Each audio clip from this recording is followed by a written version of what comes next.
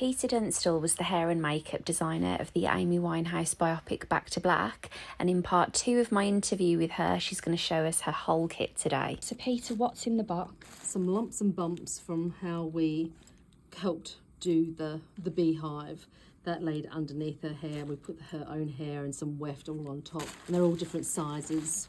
All of this bit would be her own hair, all of her front, and this would sit at the crown. This might be a bit of Glastonbury. Her little flowers that we had in, matching all these was quite tricky. Costume helped us find this gold one in particular. I think it was one of the hardest ones, because apparently every time she would go up to get an award, she would add another bit of flower or something that she was obviously pinching from props around the building. This is her blonde fringe umbrellas. Now this is like just stuffing. This was filled in fishnet tights, basically, like this kind of material stuffed to help create.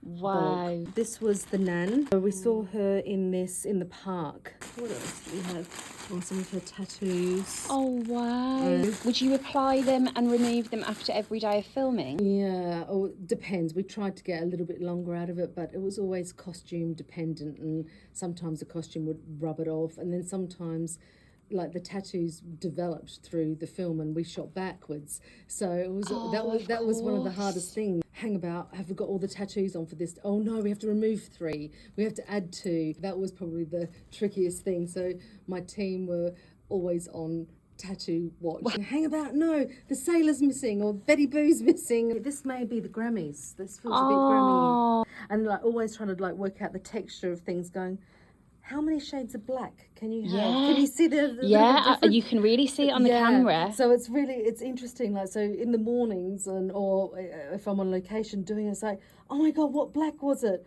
And that sort of drove us all a little bit mad, really, because there's black and there's black. Yeah, trying to match. But then, of course, sometimes deliberately not match. 2 of that black, 1 of this one. Exactly. So it was like, no. And we all had, like, you know, little keywords that would say to each other, like, yeah, no, more of the clumpier one, or more of the... We'd have to have, like, a little shorthand of what kind of black I was talking about. This is a fringe. I used this, I think, on the Grammys. So... clip that in. These are what we used on the job. Were these in the trailer, or where would these be? These were all around us on the trailer. Oh my God, and could you talk me through sure some of them? So generally just a vibe, just all of Amy's kind of iconic looks for a lot of them. This was sort of before Beehive. Things were just starting to get a little bit big, a little bit of elevation, using heated rollers. Her accessories, I loved the classic Blake Love Heart. What are some of your favourite looks of Amy's? For me, it has to be like this kind of shape, like the wedding hair. I love the wedding hair. And I loved the Grammy. That was sort of my favourite. And weirdly, I found this the hardest. Really? Yeah, I did. Just some memorable moments that we all see in the film. Blonde. The blonde bits I loved. This kind of makes me really sad. Yeah. Because I feel like the blonde bits were where we thought, this is turning a corner. It's all going to get better. Yeah. And it wasn't to be. No. Oh, the Grammys. This has such a special place for the mom. Yes. The reality, lovely Juliet playing Janice. So they're the colours of the hair that we used for the wig. Wow. Which was the same. Cynthia, my fave. Nan. Oh. Yeah. She's so beautiful. There's such a striking family resemblance between all of them. Like, she's so like her mum, but she's also so like Cynthia. Yeah, I know what you mean. Leslie Mansfield is so wonderful, and she was very keen to sort of emulate what Cynthia really was. That's a beautiful one. Yeah, I know. Isn't it amazing? She's doing her hair there. That was the bit that made me cry, when her grandmother was doing her hair before she went to America, and you just kind of knew they weren't gonna. And that's the hairbrush that the Nan used. Oh. That moment was, beautiful. I loved it. And of course, Leslie, she's bloody amazing. What were some of the actual products that you used on set to recreate, to essentially transform Marisa? Okay, so these are the products that we generally use from day to day. Foundation wise, we loved this Burberry, and here the Hourglass Illusions was always a bit of a winner. Bronzing gel, classic. I think every makeup person has this in their kit. I do love it. Prosade, this is what we used to stick on her Marilyn Monroe stud. So she had that little metal stud on her face that was, a bit of a pain, to be fair, to keep it on, especially on a night shoot when it's freezing cold and it just pings off in the middle of nowhere and you're trying to put it on with a pair of tweezers. So. And could you tell me about the fragrance? Alien, that is apparently what Amy used to use all the time.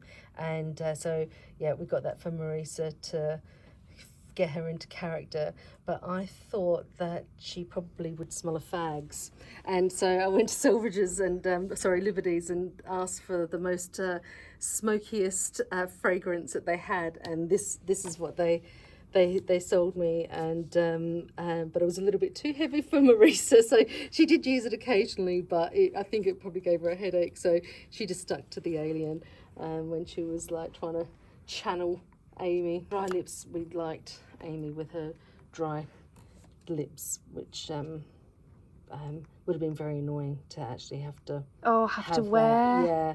What do you hope the impact will be of exploring Amy's legacy in Back to Black?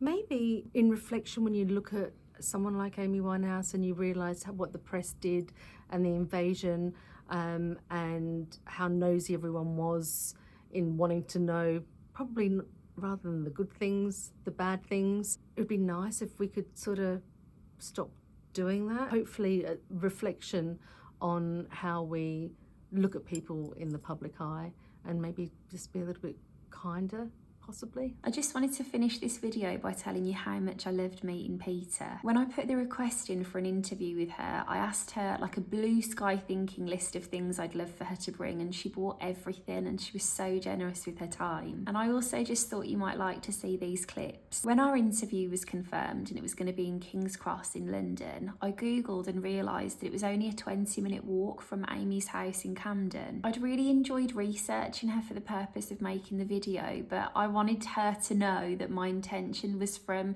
a place to bring her story to life and not to add any more intrusion to her than she'd already had.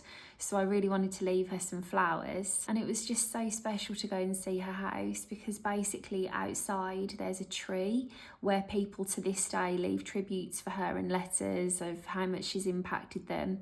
It was a really special place to go and see. But if you're like me and when you see the film you want to learn a bit more about Amy, here are a few things that I watched and read that I think you might like. This is my favourite one. It's called Reclaiming Amy, a documentary on BBC iPlayer, and it tells Amy's story through interviews with her mum and dad and some of her closest friends. Now, this film, Amy, her mum said in that documentary she felt like portrayed a caricature of Amy.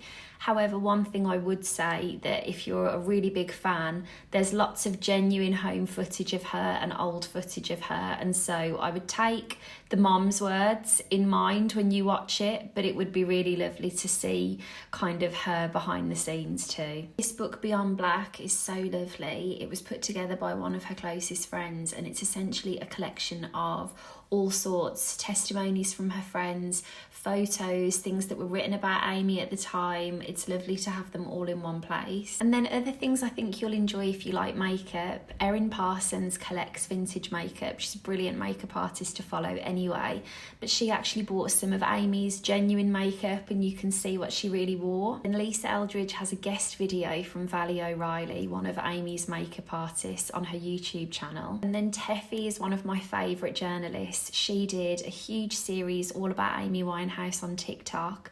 It was all done with so much care care and respect, and I think it's a lovely way to learn more about her story too. But if you take one thing from all of this time with Peter, hopefully it will be that I really got a sense that everyone took a lot of great care in wanting to show Amy care and respect when they put the film together, and I thought it was really lovely.